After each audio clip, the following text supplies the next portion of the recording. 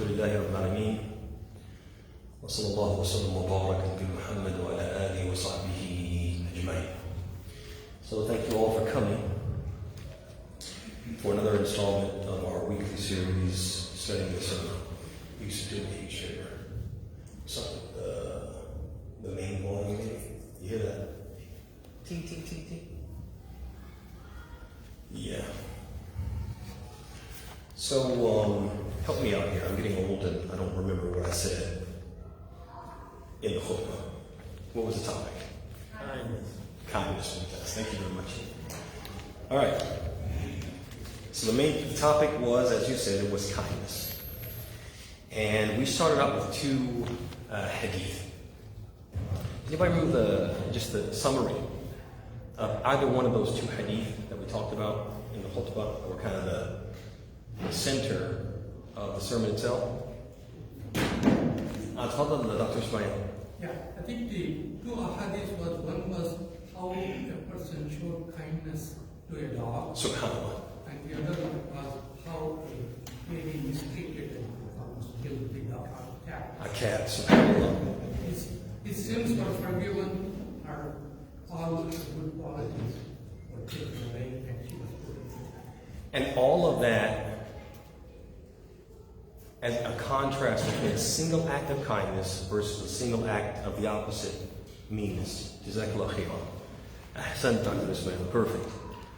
So that was the center or the basis for the khutbah, which highlighted the power and the impact of kindness versus meanness. And one of the things we emphasized in the khutbah was that this was an act of kindness to a human being. It was an act of kindness to what? A dog. So if an act of kindness to a dog could have that effect, what type of effect could an act of kindness to what? To a human being have? You guys see that? How much, what effect can it have if we're nice what?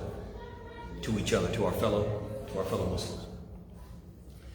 So what I wanted to do for a few minutes before we open the floor for discussion, I wanted to mention a few notes related to kindness that I think will be beneficial and could also be a foundation for the discussion that may follow. So we talked a little bit about this, about how choosing to be kind to our fellow human beings can make a big difference. And we saw how it can make a big difference in the hereafter, right? That being kind to a dog causes a person, his sins to be forgiven and for him into paradise. It can make a big impact in the hereafter. Tip the scales in our favor. It can also have a big impact or make a big difference in this world. And I wanted to mention some of the points that show that. Some of the ways that kindness can make a big difference for us in this world. Before I do that, I want to remind you that in the khutbah we said that kindness is this quality of being friendly, being generous, being considerate. And that last one is an area where in Muslim communities we struggle a little bit. That we have become a lot like the people around us in our environment who are very selfish and self-absorbed. And so we tend to do things, sometimes little things that we just don't really think about. But those things are very inconsiderate and they hurt other people, or they annoy them or vex them. So for example, something as simple as coming here and just kicking your shoes off anywhere. If enough people do that, what happens out here? It becomes a minefield of shoes. And a person who might be in a hurry could actually do what? Could trip on our shoes and hurt themselves. Because we were just what? Inconsiderate. Didn't want to take a few extra seconds to what? Put our shoes on the shoe. You guys see that? And so it's very important for us to understand that a big part of kindness is being considerate, thinking about how our actions will affect others. And this is not just something which is just good, logically speaking. It's something good from the Deen's perspective. It's something that the Deen teaches us. So for example, we have the famous hadith where the Prophet ﷺ, he said, "La yu'minu ahadukum hatta yuhibba li akhihi ma yuhibbu li nafsihi." And then he truly believes until he loves for his brother what he loves for himself. And the Prophet said in the hadith, like by Muslim and others, He said, فَمَنْ أَحَبَّ أَنْ يُزَحْزَحْ عَنِ النَّارِ وَيَدْخُلَ الْجَنَّةَ فَلْتَأْتِهِ مَنِيَّتُهُ وَهُوَ يُؤْمِنُ بِاللَّهِ وَالْيَوْمِ الْآخِرِ وَلْيَأْتِي إِلَى النَّاسِ مَا يُحِبُّ أَنْ يُؤْتَى إِلَيْهِ. He said, whoever amongst you would like to be far removed from the hellfire and to enter paradise, then let him do two things. فَلْتَأْتِهِ مَنِيَّتُهُ وَهُوَ يُؤْمِنُ بِاللَّهِ وَالْيَوْمِ الْآخِرِ. Let his death come to him while he believes in Allah and the last day.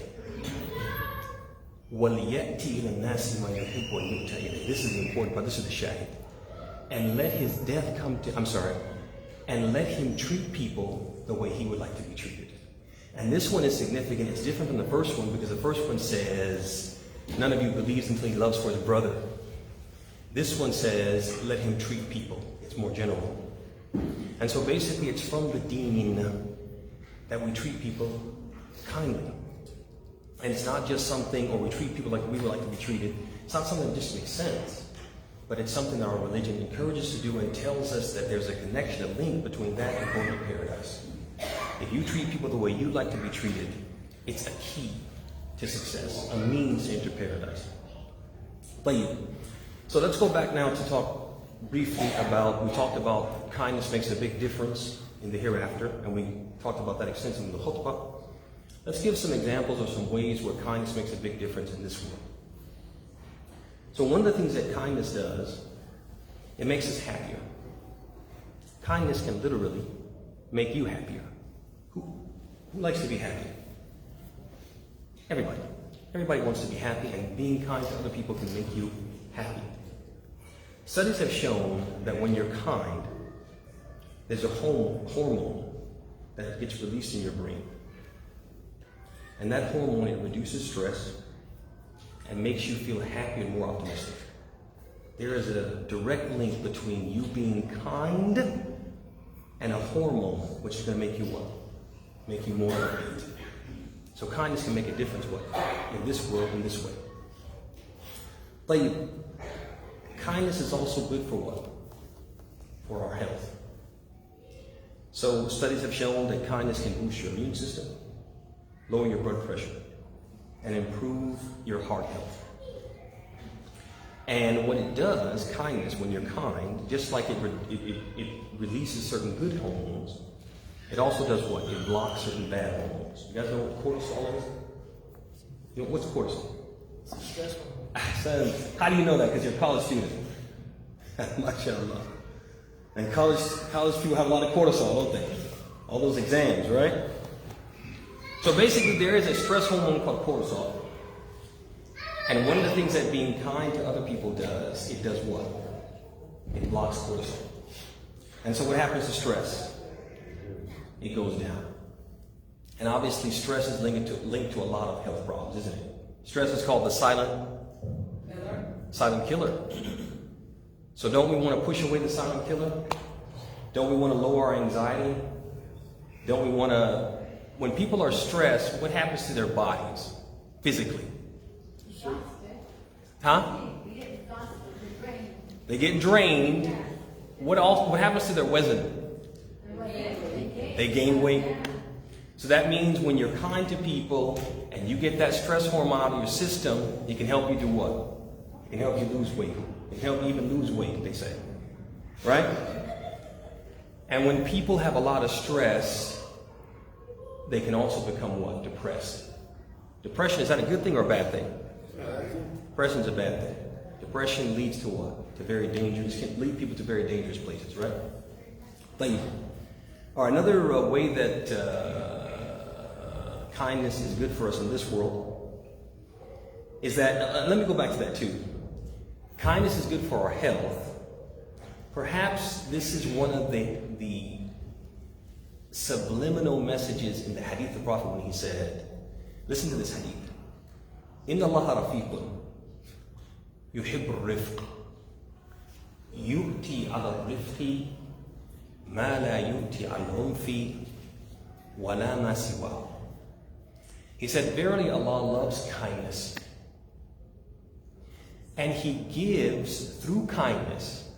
People can get and receive through kindness what they will not receive through harshness or any other thing. Like what? You don't get stress relief from being mean, but you get it from what? Being kind. You guys see that? Another thing that can, or another way that kindness is good for us in this world is it's a simple way to make a difference. A simple way to make a difference, a huge difference in people's lives. And you can just say we talked about different ways to be kind. One way that we talked about being kind in the khutbah was complimenting people. Telling people, for example, a person does a good job, and how you tell them that they do a good job, how that makes them what? Feel good about themselves. And it's important for us as Muslims to help each other feel good about ourselves. And lots of the people we meet and interact with in the mosque, they have good qualities. We talked about the brother who has a very nice smile. We talked about the brother who dresses really nicely. We talked about the brother who's always friendly to everyone. Tell people that. You notice it. It's in your mind. Let it be on your tongue. Tell them. Compliment them. I'm going to ask you honestly. How many of you have ever been complimented by your boss or supervisor or coworker, and it just made your day? Come on, everybody. Come on, everybody's hand should be up, man. It does, man. Somebody that notices the hard work you put in, the good job that you do, how dedicated you are, that makes your day. I remember there was a sister who was telling me about her son who went to see the school counselor. He was having some issues, and he went to see the school counselor. And so the school counselor was relating to her some of the things that he had shared in that session. And one of the things that he shared, the counselor was asking him about marriage and what did he think about marriage and what type of woman would he like to marry. So the young man, he said, I want to marry a woman like my mom. So when the counselor told the sister that, her heart was about to fly out of her chest. And honestly, I think every woman, if she heard from her son's counselor that her son wants to marry a woman like her, she would probably do a backflip, right? To think that your son thinks of you in that way, and to hear that, it just is what? It's uplifting. You guys see that? Yes. And so we have to understand that it makes a big difference when you tell people good things that they do. We talked in the khutbah about a man telling his wife how good her tabakh, how good her food is. Just telling her that. It's a big deal. It's a big deal. It's not good to say, well, I show you it's good. When I eat, I just grunt. You don't hear me say anything, so you know it's good. No. You should actually what? Say it. He used to praise his wives for their food and for their cooking. So it's important for us to be in the habit of complimenting people for the good things that they do, and you can make a person's day. You can make the world a better place, or make a difference in a person's life. I'll mention one last thing, and then we'll open the floor for discussion. And that is that kindness can be contagious. That when you're kind to people, they tend to do what? Reciprocate. And Allah subhanahu wa ta'ala talks about this in the Quran. The reality of the effect of kindness on people. It's hard when somebody's being nice to you to be mean to them. Allah subhanahu wa ta'ala says in the Quran, وَلَا تَسْتَوِي الْحَسَنَةُ وَلَا السَّيِّئَةُ ادفع بالتي هي أحسن فإذا الذي بينك وبينه عداوة كأنه ولي حميم. He says, good and evil can never be equal. So repel evil with that which is better. Repel cruelty with kindness. And what will be the result? الذي بينك وبينه عداوة. Your most bitter enemy will become your best friend. You can win a person over. You can kill a person with kindness until what? Until you win them over to your side. It's infectious. It's hard to be mean to somebody who's being kind to you. And it's probably true 95% of the time. Yeah, there's going to be that 5%, some people who what? They're going to be cruel regardless. But most people, when you're kind to them, they'll be kind back. They'll reciprocate. It's infectious. And so these are some of the ways that kindness can affect the world. It also can, I'll mention one last one. I know I already said one last one, but one more last one. And that is that it makes the world a better place, or at least our part of the world a better place. If we make this masjid a place where we're always kind to each other, you always want to come here. You'll love coming here.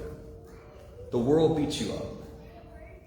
Your co-workers don't treat you well. Your boss doesn't appreciate you. You go to the cleaners and they didn't clean the garment right. You tell them, hey, the spot is still here, and they start giving you the business, right?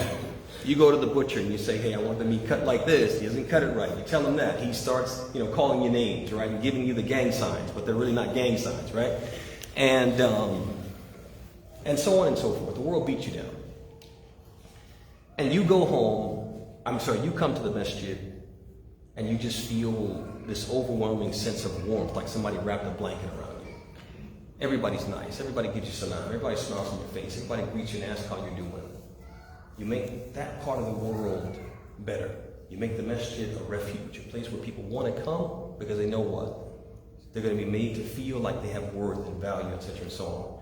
We should do this in the masjid. We should do it in our homes. We should do it in our homes. And Allah subhanahu wa ta'ala stresses this in the Quran with families.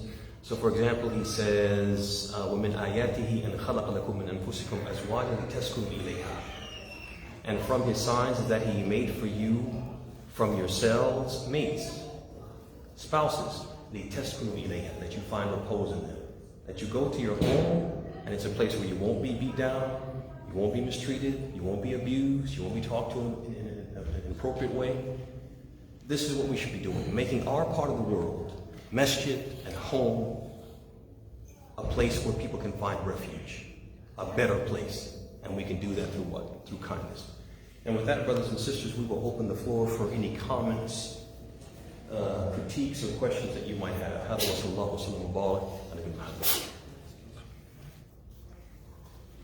would like to share with everybody based on what you said about kindness and happiness. There was a study made. They found that human beings in general, they have, you can make this for the gentleman, like it's a baseline of happiness, like it's just a solid baseline of happiness. I'll listen to you. Let me get your mic. And for example, if you go buy a car or you get a new job, your base of happiness will spike up. It'll go up. Can you turn it back on? So,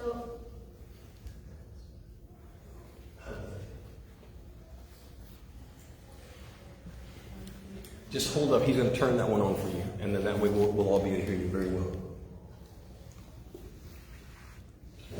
Yeah, it's on. Thank you, Muhammad. Jazakallah khair. So humans in general, they have a base of happiness. It has accumulated through years. Now, your happiness will spike up when you buy a job, when you buy a car, when you get a new job. But gradually, it goes back. You go back to the original base. They have noticed that this base of happiness thickens and becomes stronger with a stronger base, only with kindness. Because when you do kindness, it's going to spike up your happiness and contentment. But it never goes back all the way down to that base. It always adds to that base of happiness. SubhanAllah. Yes, and that is scientifically proven, and it helps because even after a month or a year, if you think about that action of kindness, it will still bring you joy, and it will still bring you happiness because you were kind. You made someone happy. You made someone's day. SubhanAllah. Yes, I wanted to share that. Yeah, I believe that just without any empirical data, just anecdotally, I just generally feel less stress when I just am kind. And sometimes kindness doesn't get reciprocated. It doesn't always happen. Some people, just for whatever reason, we talked about that in the khutbah as well, they are just kindness averse because of what? The environment. The environment has hardened them. But I'm encouraging you to ignore the people and their response to kindness. Be kind. Because why? It's going to benefit you. It will benefit you. It will benefit you. You're going to feel better. You're always going to get upbeat. You're going to have less stress. It is true. It's true, and anybody who tries it will experience it and feel it. You'll have less stress. You meet the people and you meet them with open arms, whether they respond in kind or not. Anybody else? تفضل دكتور اسماعيل and then we'll go to Robbie. تفضل. I had related this information before, so I repeat it. They did a study about the Amish community in America. Hey, 1 second, Dr. Smith. Can we get the mic for him, please?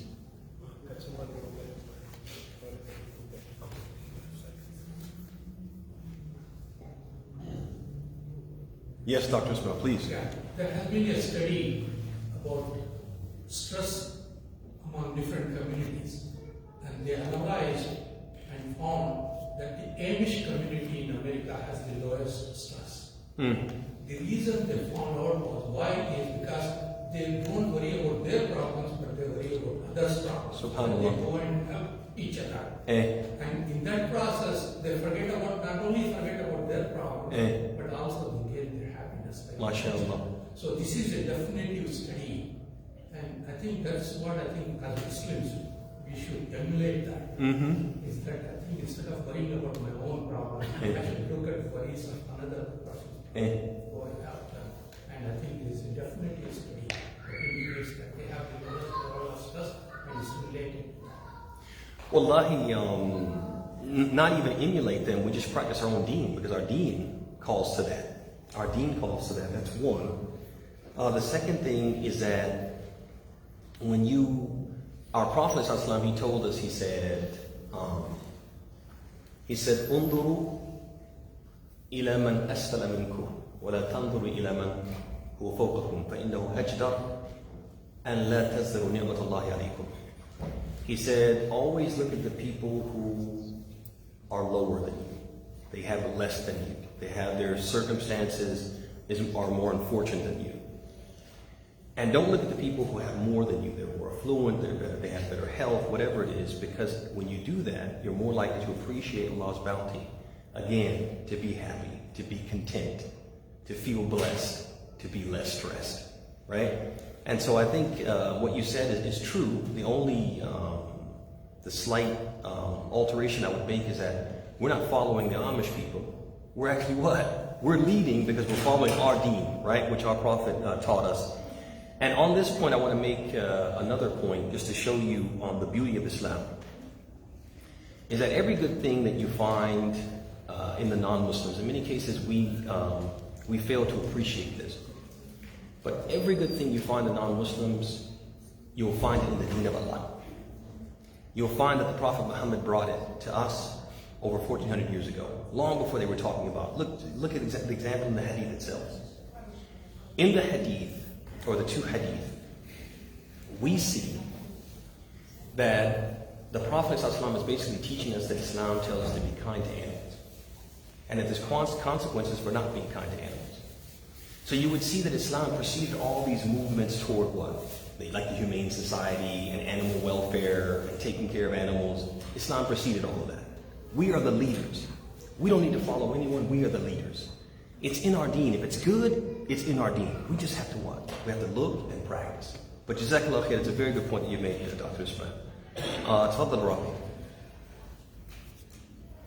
So, 1 second. Where's Muhammad? Did he go out? He was here. Do me a favor, Yusuf. Just see if you can get that. Get that out. Tafadhal Rabi, go ahead. So one other thing that kindness can do is when they, is they can bring people to the deen of Allah subhanahu wa ta'ala. Because, it was even said by, I think, Numan Ali Khan, if y'all watch his content on YouTube or Facebook or whatever he has, in order to get dawah, you have to be kind to people. And this isn't like a study, this is just like what I've personally seen, because I'm in the military, and when you ask a lot of people, hey, do you want to join the military, or they'll probably say no, and we have like a huge problem with recruiting, and I think that the reason why is because they don't want to go through boot camp, and even after boot camp, because you might get cussed out, you might get screamed at by somebody who's higher up than you, you might get treated like crap by... Subhanallah. Yeah, so people people will see when people aren't kind to people, and they will also see when people are kind. So, Hey, mashallah. Very good point. Anyone of the sisters like to contribute? Tafadali. Let's give it to this young man, see if he'll take it back for us. No, Robbie. Give it to him. That's fine. Give it to our little friend right there. Yes, see if he'll take it back for us. Sorry. No worries, no worries. A very important point, I think, for all of us. When we think about being kind, subhanAllah, our religion, Islam, has always, number one, gives you something in return. When you're kind, من أدخل السرور على قلب مسلم, it's a sadaqah. If you put happiness in a heart of a Muslim, it's a sadaqah. So sometimes you say, I don't have money to do sadaqah. Believe it or not, everything, every aspect, everything based on our niyyah can be a sadaqah. And you doing that, it's literally like a free gift for you before it's a gift for your other fellow Muslim. You're making yourself a favor first.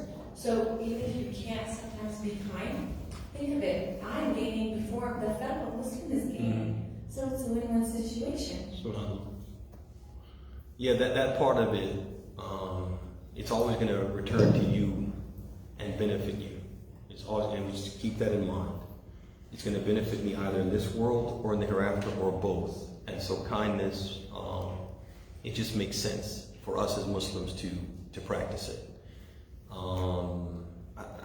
don't know how to emphasize it any greater than that. It's just something we have to buy into and practice. And again, we have to avoid being products of our environment, because as we talked about in the khutbah, our environment is an environment where cruelty is rewarded, and we see some of the biggest, cruelest of people just ascending in the ranks of society and popularity and politics, etc., and so on. And some people look at that and say, hey, this is the path to success. You just got to be the biggest dog and eat all the other dogs, right? That's what you have to do. And but our religion is teaching us no. You don't have to do that. You don't have to do that. That Allah subhanahu wa ta'ala will give success to the believers and make them benefit them in this world, make them happy in this world, make them successful in the hereafter if they stick to what? To kindness. Like, any other questions or comments? Don't be shy. Fadl, yes? Okay. Bismillah. You want the mic? No, I'm good. I was born in West Africa, Sierra Leone, but it doesn't matter. So this is between me and my my mom. MashaAllah. Yeah. So I'm still heavy in West Africa. I'm one of like the heavy young men. So my mother, when she want me to do something, she come to me, go ahead and do that. And I start doing it slowly. She come, oh my bull, this is my bull right here. He got so much strength. And I start going like this. I think you will not believe how I do that walk so quick. MashaAllah. I can use all my strength. And she keeps saying, look how strong you are. Oh, you my bull, go ahead. MashaAllah. You know, MashaAllah. when you was talking, when you was giving that khutbah today about complimenting people, Yes. my mind is running all the way to West Africa. MashaAllah. Like 4,500 miles, around that from here. MashaAllah. You know, so complimenting people, you know, and even kids, even your people under your authority. Yes. And you said one thing that still go with that. You said you can get more out of being kind and complimenting than trying to use force. Yeah. Yeah, I'm sitting here, I'm seeing it. It happened. I'm a witness of it. Jazakallah khair for Just that. wanted to share that. No, that was major, man. That was major. May Allah reward you for sharing that. Jazakallah khair. And, yeah, I mean, being complimentary, especially to our children.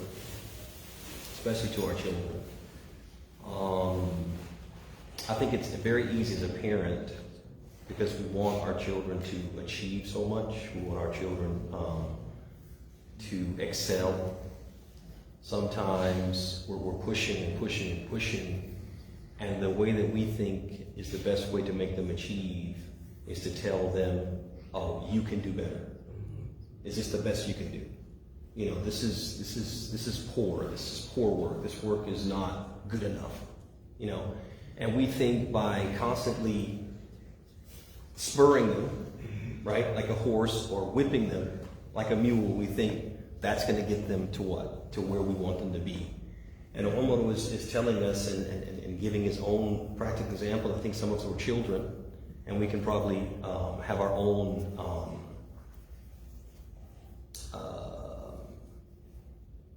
reflections on that, what worked for us as children. I think we would all agree that when we were complimented, we were much more likely to excel, to succeed, and to, you know, meet the challenge, as opposed to being just constantly told, you can do better, this is not good enough, you're not good enough, you're smarter than this, and so on and so forth.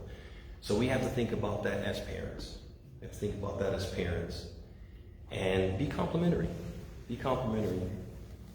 Say good things to your kids. We talked about how the Prophet ﷺ, we talked about kindness being something that it encompasses all things, and it's in everything. And we talked about specifically the Prophet's kindness to his children and to young people. And we talked specifically about his kindness to Al-Hassan and Hussein. Particularly, we mentioned Hassan ibn Ali, how he put him on his lap and he kissed him in the front and in the presence of Al-Aqra ibn Habis. And Al-Aqra, he said, I have 10 kids. I've never kissed a single one of them. He thought it was like, what is the Prophet doing? It's not normal what he's doing, sallallahu alaihi wasallam. And the Prophet actually told him, Man la yarham, la yurham. This is mercy, this is kindness, and you should be kind to everyone and everything, especially to what? To your kids, right? To your grandkids, and so on and so forth. Like, any other questions, comments, or atfaddal Umar, and then there's one, we'll take one of the sisters. Can we shed the light on the moderation of the part, and not to overdo kindness, and not to get high expectations from the other person? What do you mean? Elaborate on what? So, for example, as Muslims, yes, we have to be kind, but there is a limit that we should not exceed. We cannot turn the other cheek. What you mean, kindness towards like non-Muslims or something like that? For everything. For everything. For example, you have to be kind to an animal, but when it comes to your life in danger, you have to do something about it. But, for example, moderation in kindness, for example, to kids, something serious, we have to take it serious. And the moderation is one of the basics of Islam. We do everything in moderation. So, where do we draw the limit, and can we shed the light on that? Jameel. It's not a bad point to make, Umar. I can understand where you're coming from. Let's just say this, that the asl, the original rule, is kindness. But there are some exceptions. There are some areas where a shiddah, aggression, and harshness are appropriate. But those would be the exception of the rule. So most of the areas we're talking about, so for example, dealing with our brothers in Islam, coming to the masjid, where would it be appropriate to be harsh? I think there's going to be very few places. There's going to be times where harshness is going to be suitable, but that's going to be the exception of the rule. Like, let's go to our families, our wives. Are there going to be times where to put our foot down and say this is how it's going to be? Absolutely. But that's going to be, again, the exception, not the rule. Play with our kids. Generally speaking, we're going to be kind. But there are going to be times where to put our foot down and to be harsh. You might actually have to spank your child. I know some people grabbing their pearls. Oh, spank, yeah. There might be a time we have to do that, and it's good for the child. But that's the exception, not the rule. Right? Prophet ﷺ, there's a hadith where he said, keep your switch hanging. Keep your switch hanging. You know what switch is, right? They take you outside and you break off the tree branch. Switch is a little piece of tree, and you keep it hanging. There's actually a hadith like that. But what does that mean? Does it mean that it's just there? It's there to let them know, hey, this could happen. This could be used. This could be put to use. But it's what? It's hanging. It's not always what? In your hand. It means you're not using it a lot. But there may be a time that you'll use it. And the Prophet did say in the hadith, he said, عَلِّمُوا أَوْلَادَكُمُ الصَّلَاةَ وَهُمْ بَنُو سَبْعِ سِنِينَ وَأَدِّبُوهُمْ عَلَيْهَا وَهُمْ بَنُو عَشْرِ سِنِينَ. He actually said that if they get to be 10 and you're telling them to pray and they don't pray, there might be what? There might be a price to pay. So I say all that to say, Umar, that yes, there's a place for shidd in the deen. There's a place for harshness in the deen. But it's not the asl. That's why we talk a lot about kindness. Why? Because what's happening, unfortunately, with us is that harshness is becoming the asl. It's becoming the rule, and kindness is becoming the exception. Husbands are mean to their wives and cruel to their wives, and sometimes abusive. And abuse can take many forms. It can be physical, it could be verbal, could be financial, could be emotional. And wives are not, some of them are not nice to their husbands, not kind to their husbands. They're rebellious, and they do things that vex their husbands. And parents are not necessarily nice to their children, and children are not necessarily nice to their parents, and Muslims in the Muslim community are not being nice to each other. And that's why we get on the minbar and give the khutbah that we gave. And we don't talk about harshness, we just talk about kindness, kindness, kindness. Why? Because we've got to get people to the point where what? Kindness is the asl. And then we can talk about what? The times and the places and the instances and circumstances where harshness is appropriate. But there's firmness, not harshness, or it's different. I mean, whatever you like. It's semantics. It's semantics, I think. You talk about separation of anger. Eh? Separation of anger. Suppression of anger. Elaborate, Dr. Ali. Related to kindness. Really kindness. He said, can I talk about it? Yeah, can we relate it? Can we relate it? A lot of places, anger Leads to harshness, yes, or firmness, or And yeah. Ali said in a famous saying, أولها جنوب Subhanallah. وآخرها نداء. Subhanallah. Wow, well said. So what Dr. Ali is saying, can we draw the link between controlling anger and kindness? And certainly there is a connection. Because as he went on to say, is that when people get angry, they do what? They lose their senses. And then after the anger subsides, they're usually regretting what they did, right? Whatever they said and whatever they did. And so it's important for us, yes, too, if we want to be kind, to be in control of ourselves, to be in control. Because once we lose control, that's when we're going to probably what? Incline toward harshness, being harsh. طيب, there was a sister in the back, and I'll come to you. Jazakallah khair. تفضلي. I was going to ask, how do you reconcile cultures that don't kiss their kids? How do you reconcile? How do you reconcile that with what you're talking about? There's certain cultures that just don't kiss their kids. Wallahi, we talked a couple of weeks back about customs and culture, if you remember that. And unfortunately, what has happened in many Muslim-dominant countries is that culture and custom have kind of, the lines of distinction between them have become blurred. And so people start to adopt a certain way of functioning in their family lives, in their social lives, even in their religious lives, that is divorced from the teachings of Islam. But because Muslims are practicing it, they just assume this is what Islam says. And so the way that we reconcile it is that people have looked at the society around them, the environment around them, and it's a Muslim-dominant country, Muslim-dominant environment, and they think, okay, whatever is going on here must be Islamic. Nobody takes the time to study and to research and to read and to determine, is this really what Islam says? And unfortunately, many people, even if the imam is saying, hey, be kind, hey, kiss your kids, hey, do this, do that, a lot of people are in Jumu'ah, and it's just what? It's an empty ritual. Some of them are not even listening. They couldn't tell you a word that the imam said if they stepped outside. They are there in a haze. And they're waiting for what? Allahu Akbar, ashhadu an la ilaha illallah, ashhadu anna Muhammadan rasulullah. They know what? It's time to stand up and pray. But they couldn't tell you what's going on. So that's how we reconcile. That's what's happening. But if we take the time to really learn what the religion says and listen to what the words that are being preached by good imams, not that I'm one of them, but by good imams, then we would learn that we should kiss our kids. We should be affectionate. Not just our kids, we should be affectionate with our loved ones across the board. This is very, very important. Affection is very, very important, and it should be in our relationships.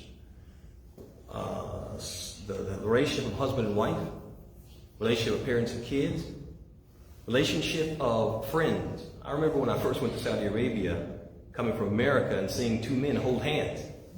So, oh, what's going on? That's what I'm thinking, right? But no, they're holding hands because why? We're friends. Yeah, we love each other. Friendly love, right?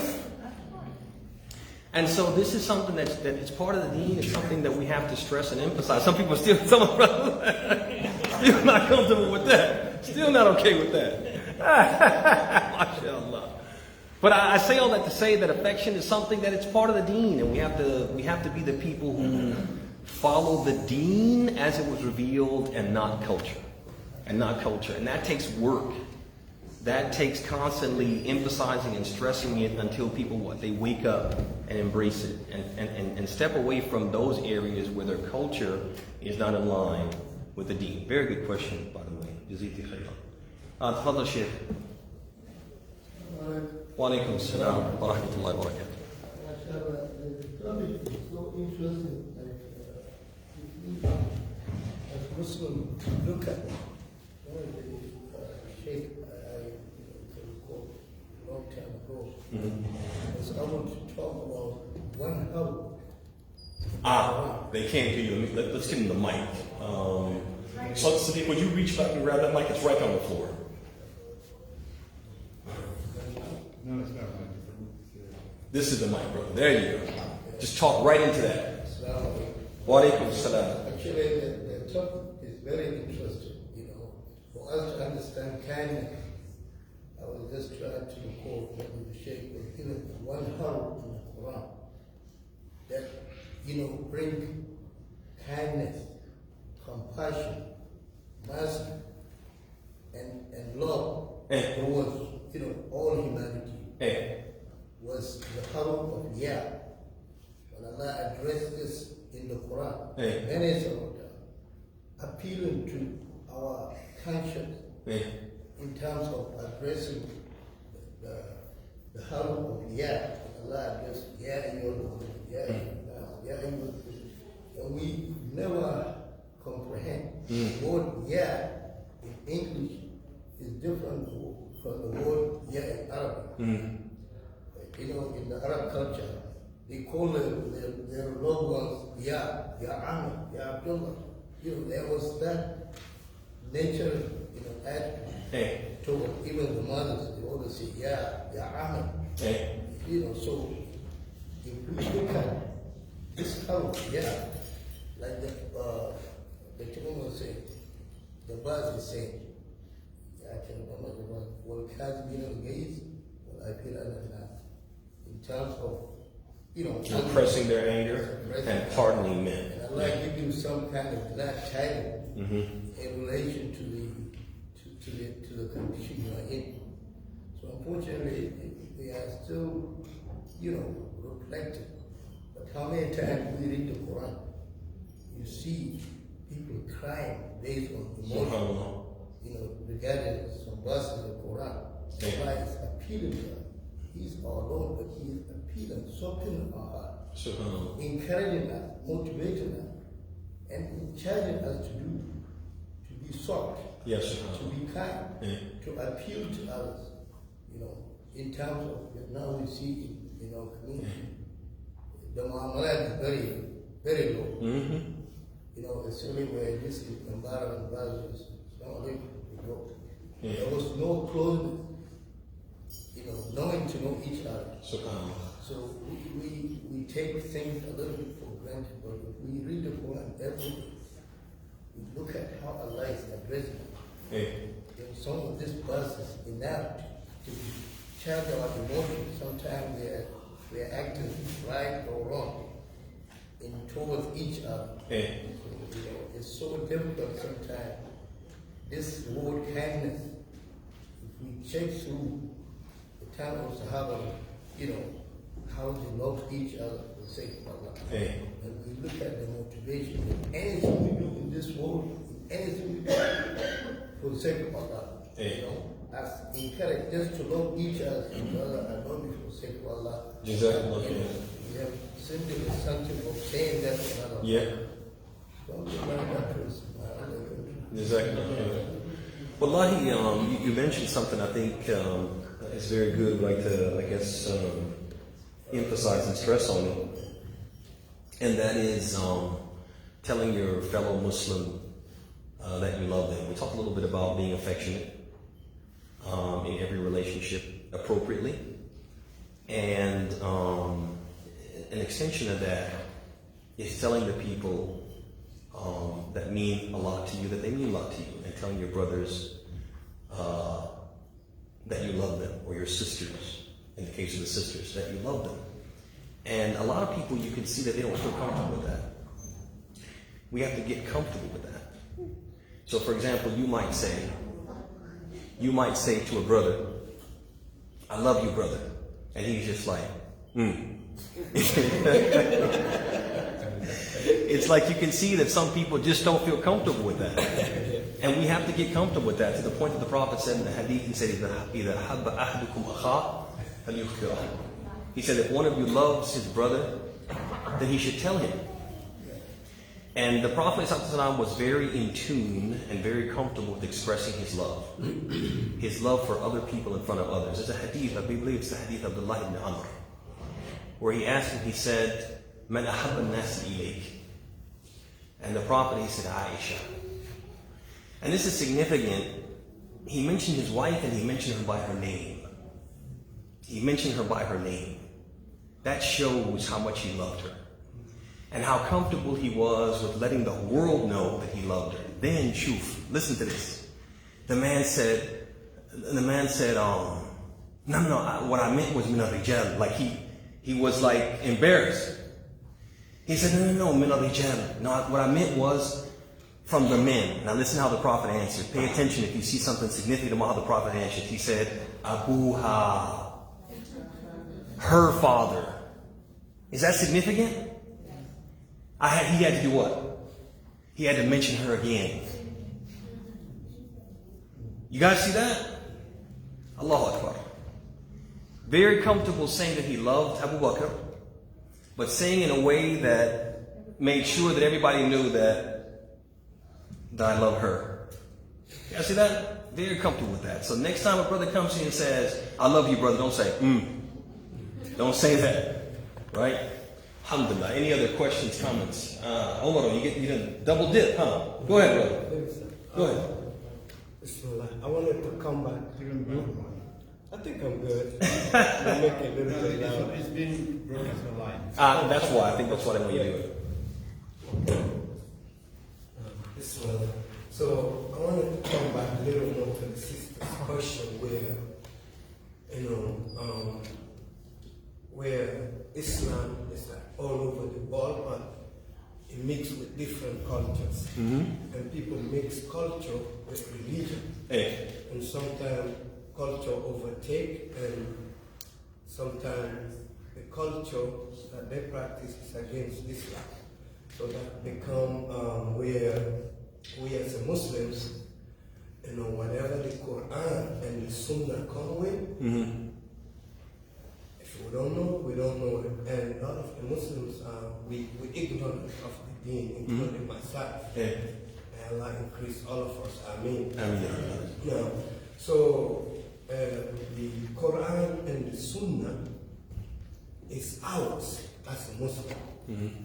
So whatever the Quran and the Sunnah says, if it doesn't go with culture or it's a good act, we should take it and run it. Basically, that's what I wanted to add to what the sister said.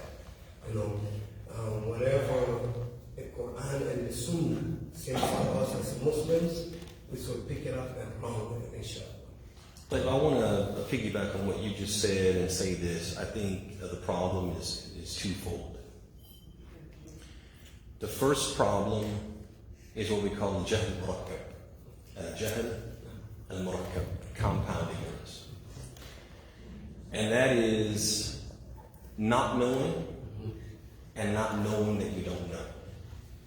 This is the one problem, or one of the problems that afflicts the Muslims, is that we don't know and we don't realize that we don't know. We actually think that we know. The second thing is the natural aversion that we as human beings have to being ignorant and acknowledging our ignorance. And so sometimes our ignorance is exposed. We realize internally, man, there's something that I don't know. And rather than accept the fact that we don't know and work to eradicate our own